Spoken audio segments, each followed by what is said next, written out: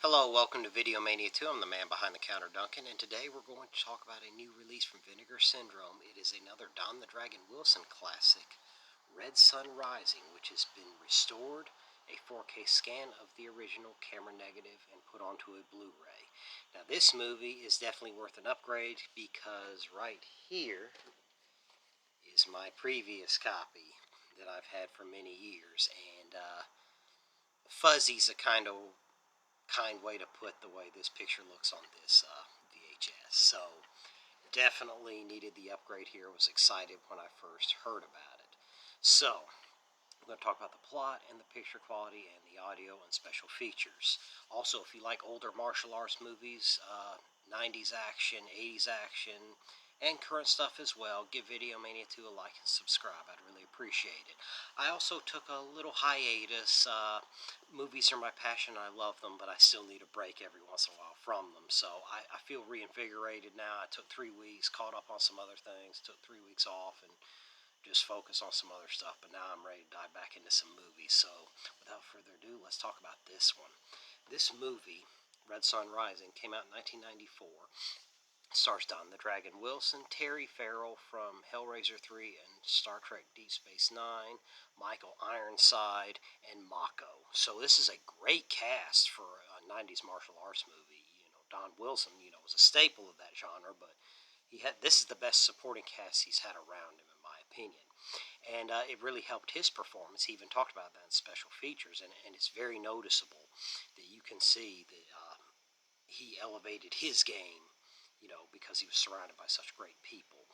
Now, another thing, this movie is directed by Francis McGahee, and it was very well directed. And the cinematography here is the best of any Don the Dragon Wilson movie I've seen.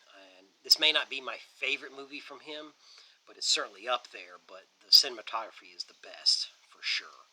Now, let's talk about the plot. Here, Wilson plays a detective from Japan, Thomas Ashino, and he loses his partner, who's killed by an assassin played by James Liu, who was another staple of the martial arts genre in the 90s. And I always thought he was very underrated, and here he was really featured prominently. So this is where he was fully utilized. That and Balance of Power of Billy Blanks was where he really got to shine. I always thought his work was great, but it was just like for a couple fight scenes, and then it'd move on from the plot. But here he was really featured. I'm glad he got his due for this one. So, anyway, he's the main bad guy, but his boss, played by Soon-Tek Oh, another great actor, they go to the United States to sell arms, but Oshino's partner was killed, so he wants to go there and pursue him. And initially, Soon-Tek Oh's character, he's arrested, and James Liu's character brings out this plot has a little bit of mysticism element to it. He brings in the death touch, and he just kind of pokes him like that, but he drops, and it makes him appear dead. So they're like, okay, we can't arrest or prosecute him or transfer him back to Japan. So they, they just put him in the morgue. But then James Liu's character's come back, and he revives him. And so then now they're back to do their bad deeds, and they're basically trying to start a gang war so they can sell arms to all the sides. And there's a lot of other people in on it too, and there's a lot of corruption involved. And Terry Farrell, she plays Detective Karen Ryder, and this is a great role for her. I always thought she did great work. So here she really shines here, and Karen Ryder has some hostility towards Oshino, and that's explained, her character's motivations. These characters are pretty well developed for a movie like this. So she works with Don the Dragon Wilson, and they don't get along too well at first. And their chemistry here is actually pretty decent. In a lot of movies like this, they just kind of throw people together and just hope for the best. But here, I'm sure that happened, but it ended up working out pretty well, so pretty believable. And so they go on to try to figure out what's going on, and she's running into obstacles from her captain, played by Michael Ironside, and she's not sure what to think of it. And Oshino goes to see his uncle because he felt he dishonored, because his partner was killed, and he was responsible for him. And so he goes to Mako, and Mako, is in great form here, and he does a performance that you've kind of seen. It's similar in certain parts to his Conan the Barbarian character in certain respects. In other ways, he's kind of a partying guy, so it was pretty interesting. So he learns about this death touch, and he explains to them what's going on. So they have to go and try to find James Lewin Sunteko's characters and try to take him down and find out what's really going on. And he also, Hoshino has to train and learn the death touch and how to counter it, because his previous confrontations with him did not end well. So he almost died, so he has to learn, how to, that mystical part of the martial arts. So that's all done here, and Mako conveys that really well.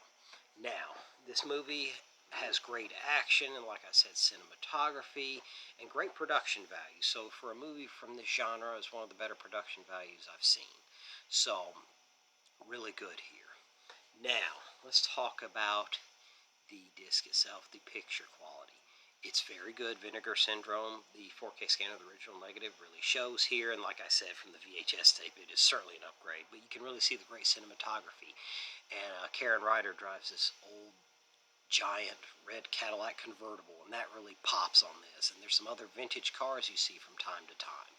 And they look great. And the shots of LA in the 90s look really good. So it's a very good picture, but still very natural looking. So another great restoration from Vinegar Syndrome. The sound is crisp and clear. You can hear the hits and all the punches and kicks and stuff like that.